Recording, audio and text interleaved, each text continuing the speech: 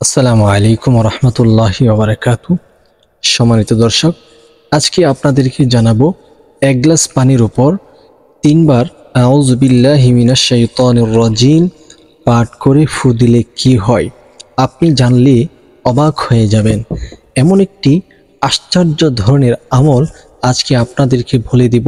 এই আমলটি যদি আপনি অথবা আপনার সদস্যদের, আপনার পরিবারের সদস্যদের জন্য আপনি করতে পারেন, কি উপকার যে আপনার হবে, আপনি অবাক হয়ে যাবেন সে উপকার দেখে।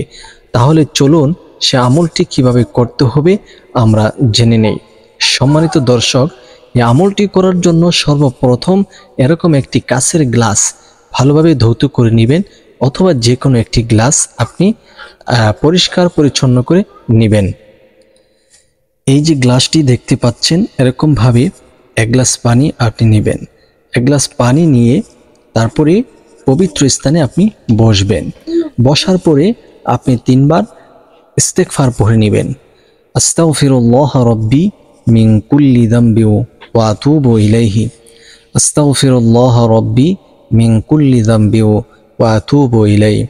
আস্তাগফিরুল্লাহ রাব্বি মিন কুল্লি যামবি ওয়া আতুবু ইলাইহি।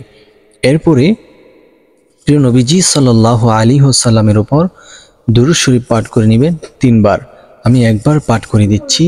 আল্লাহুম্মা সাল্লি আলা মুহাম্মাদ ওয়া আলা আলি মুহাম্মাদ কামা সাল্লাইতা আলা ইব্রাহিম ওয়া আলা আলি ইব্রাহিম ইন্নাকা হামিদুম মাজিদ।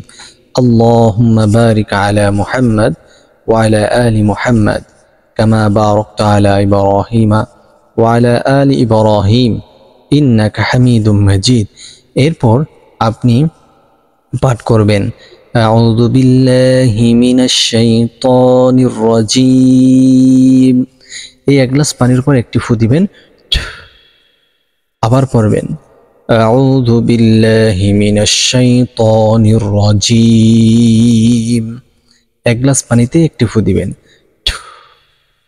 আবারও পড়বেন আউযু বিল্লাহি মিনাশ শাইতানির রাজিম।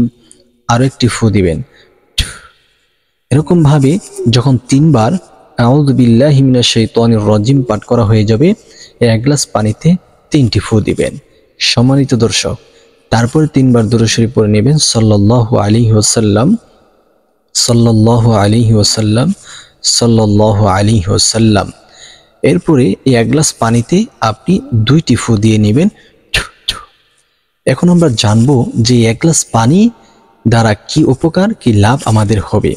বিষয়টি জানার পূর্বে আলোর ছোঁয়া চ্যানেলে যারা নতুন এসেছেন, চ্যানেলটিকে সাবস্ক্রাইব করে ভিডিওটি শেয়ার করে সর্বোচ্চ প্রচার করুন। সম্মানিত দর্শক, এই এক গ্লাস পানি ওই ব্যক্তিকে পান করাবেন যার পেট ব্যথা অথবা মাথা ব্যথা। এই পেট ব্যথা এবং মাথা ব্যথা পেট ব্যথা এবং মাথা ব্যথা রোগীকে এক গ্লাস পানি বলে দিবেন যে বিসমিল্লাহির রহমানির রহিম বলে 3 শ্বাসে পান করতে। 3 শ্বাসে পান করার পরে আল্লাহর অশেষ রহমতে 1 থেকে 2 মিনিটের ভিতর তার পেট ব্যথা অথবা মাথা ব্যথা ইনশাআল্লাহ নির্মূল হবে, ভালো হয়ে যাবে। আল্লাহ তাআলা তাকে সুস্থতা দান করবে। অবশ্যই এই গুরুত্বপূর্ণ ভিডিওটাকে শেয়ার করে সবাইকে জানিয়ে দিবেন।